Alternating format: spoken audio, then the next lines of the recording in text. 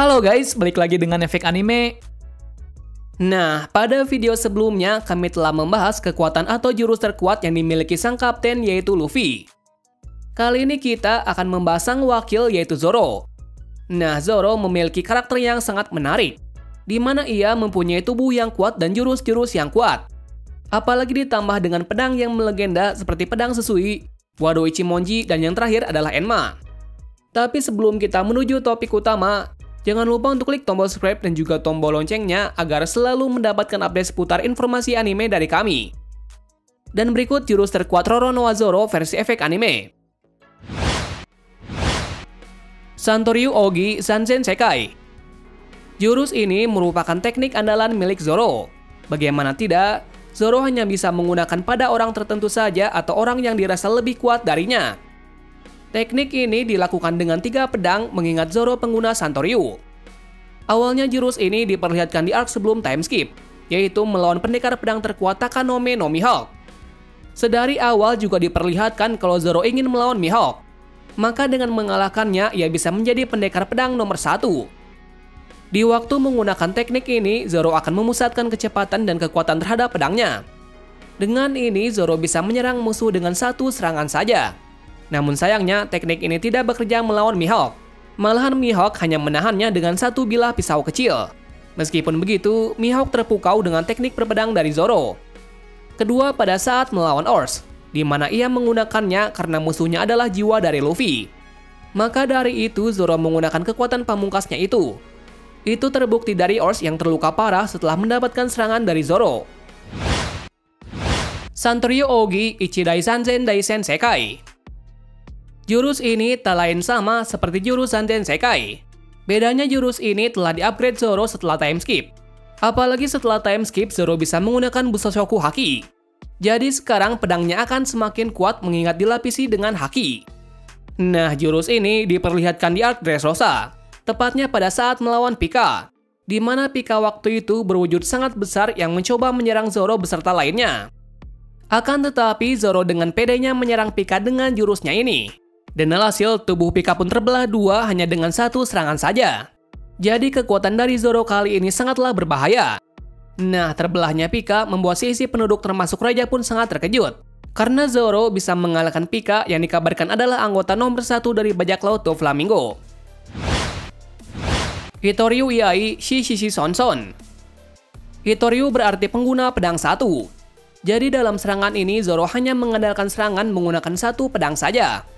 Seperti yang dilihatkan, Zoro yang menyukai 3 pedang ternyata juga memiliki jurus pamungkas dengan 1 pedang. Teknik ini adalah Hitoryu Iai. Nah, teknik ini seperti hidup dan mati, karena 1 serangan saja bisa menentukan hidup dan mati. Jurus ini pertama kali digunakan oleh Zoro pada saat melawan Mr. One atau Desbone. Diketahui bahwa Desbone adalah pemakan buah iblis, di mana ia bisa merubah tubuhnya menjadi pedang. Jadi lawan Zoro sangatlah kuat. Meskipun begitu, Zoro berhasil mengalahkannya walaupun Zoro juga terluka parah sebelum menggunakan teknik ini. Tapi berkat pertarungan itu, skill berpedangnya pun semakin bertambah kuat. Yang ketiga adalah melawan naga. Tepatnya saat di arc Punk Hazard, yang mana keganasan dari Zoro diperlihatkan lagi. Dengan teknik 1 pedangnya, Zoro berhasil membelah naga itu menjadi 2. Yang konon katanya yang bisa membelah naga hanya Ryuma saja. Namun sebenarnya Zoro berhasil mematahkan kabar tersebut. Kiki Kyutoryu Asura. Pada teknik ini sungguh menarik, di mana Zoro diperlihatkan memiliki 3 kepala yang menggigit pedang dan 6 lengan yang membawa pedang. Jadi bisa dikatakan kalau Zoro seperti ada 3 namun dalam 1 tubuh. Nah, jurus ini diperlihatkan saat melawan Paku di arc Enies Lobby. Saat melihat itu, Paku sangat terkejut karena aura dari Zoro seperti iblis. Bukan hanya itu saja, hawa dari pertarungan pun berbeda, yang mana Zoro tampak sangat kuat. Itu terbukti dari Paku yang kalah telak dengan serangan tersebut, mengingat Paku sudah menggunakan serangan terkuatnya pula. Menariknya, dalam jurus ini Zoro juga memiliki variasi seperti Ashura Ichibugin dan Ashura Makyusen. Santoryu Senhachiju Poundho. 1080 Pound Cannon merupakan jurus yang cukup spesial dari Zoro, mengingat Zoro juga sering menggunakannya. Zoro menguasai jurus ini dikarenakan kelemahannya adalah jarak jauh, mengingat ia adalah pengguna pedang. Jadi dengan kekurangannya itu, ia belajar keras untuk menutupinya. Sampai akhirnya ia berhasil mendapatkan kekuatan yang cukup sempurna. Nah, teknik ini digunakan pertama kali pada saat di Arc Skypiea. Walaupun saat itu ia masih menyempurnakannya. Nah, setelah time skip, tepatnya di Dressrosa, Zoro pun bisa menggunakan 1080 Ponho dengan sangat baik. Contohnya saat membelah tubuh Pika dari kejauhan. Jadi karena jurus itu, Zoro juga tidak terkalahkan dalam serangan jarak jauh maupun dalam jarak dekat. Rashomon. Pada jurus ini, Zoro menggunakan 2 pedang saja atau aliran Nitoryu. Zoro menggunakan teknik ini saat di kereta api Rocketman, tepatnya pada Arc Water 7. Saat itu, Zoro dengan tenangnya menghadapi situasi yang cukup menegangkan, di mana kereta Rocketman akan menabrak gerbong putus dari Puffing Tom. Di kepanikan itu, Zoro hanya memusatkan konsentrasi dalam pedangnya, mengingat gerbong itu terbuat dari besi yang kuat. Akan tetapi, Zoro berhasil menebasnya menjadi 2. Adegan itu terbukti bahwa Zoro bisa membelah apapun sebelum time skip. Itoryu Daishinkan. Nah, jurus ini berbeda dari teknik lainnya, karena Zoro menggunakannya hanya untuk mengintimidasi musuh. Atau dalam artian lain, Zoro hanya menakut-nakuti lawannya. Menariknya dalam melakukan ini, Zoro memadukan kekuatan hakinya. Jadi jika terkena serangannya, maka tubuh si korban akan terasa seperti dipotong. Padahal sebenarnya tidak ada yang terpotong sekalipun. Jurus ini pertama kali digunakan saat melawan Monet, di mana saat itu Zoro dikira tidak bisa menebas perempuan. Tapi kali ini ia berbeda. Ia pun menebasnya dengan teknik ini. Walaupun sebenarnya tidak membunuh musuh, akan tetapi jurus ini cukup mengerikan jika ditambah dengan kekuatan haki. Jadi saat melawan Monet, ia melepaskan hakinya di saat terakhir, dan hakinya hanya untuk mengintimidasi saja. Selain itu, jurus ini juga ditunjukkan di Wano Kuni tepatnya saat berjudi. Sanryu Rengoku Onigiri. Jurus ini baru diperlihatkan baru-baru ini, tepatnya pada Arc Wano Kuni.